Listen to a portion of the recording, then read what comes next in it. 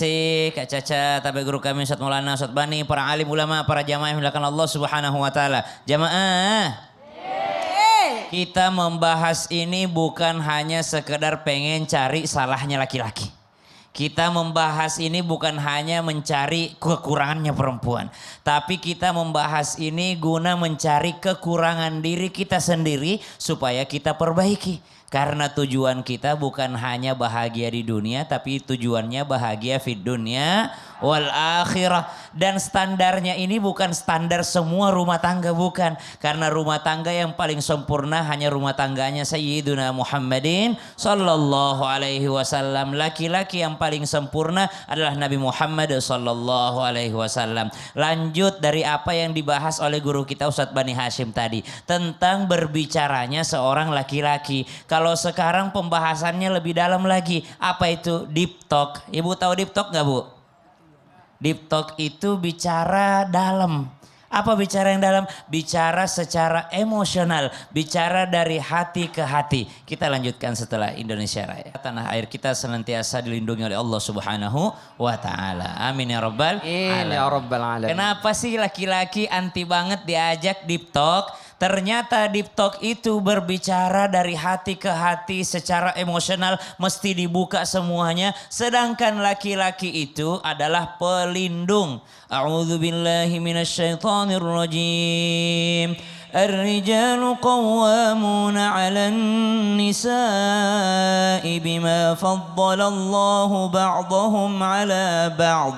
Laki-laki itu qawwam, laki-laki itu pelindung. Ibu, kalau pelindung berarti ada pelindungnya. Berarti ada tamengnya, ada perisainya. Nah, orang kalau mau deep talk itu semua harus dibuka dulu. Kenapa laki-laki tidak mau deep talk? Karena dia merasa ketika dia bicara dari hati ke hati, merasa nggak pakai apa-apa, merasa ditelanjangi, merasa tidak ada pelindungannya lagi. Maka subhanallah, jarang laki-laki mau sangat terbuka terhadap orang lain. Kepada istrinya pun dia tidak mau terbuka karena merasa dia sedang melucuti daripada perisainya, daripada tamengnya, sehingga dia mudah diserang. Itu yang pertama. Yang kedua, menyambung apa yang disampaikan guru kita tadi Ustadz Bani, bahwasanya memang laki-laki dituntut untuk tidak menjadi beban bagi orang lain.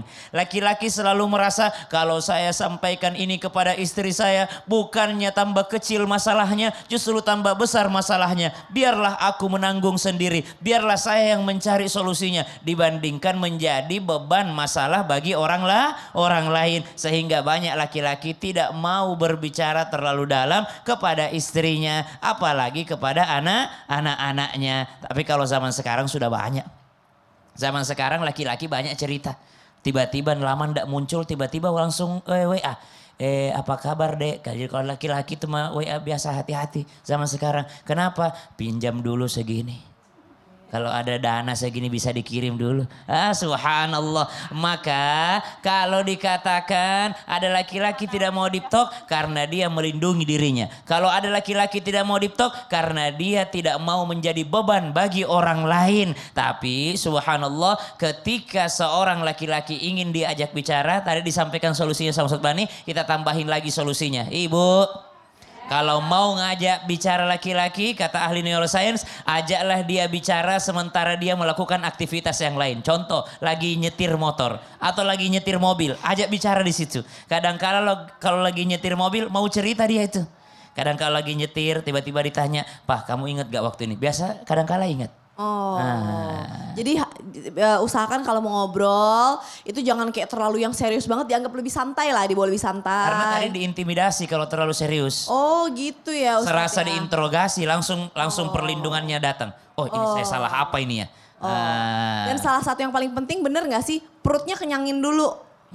Bener gak sih? Kenapa laki-laki nggak kuat banget nahan lapar sih? Kalau mau cerita urusan dunia, kenyang dulu. Tapi kalau mau cerita urusan akhirat, lapar dulu. Oh gitu, baiklah Ustadz. Makin lapar makin khusyuk. Baik, jazakallah khair. Kasih tepuk tangan dulu dong.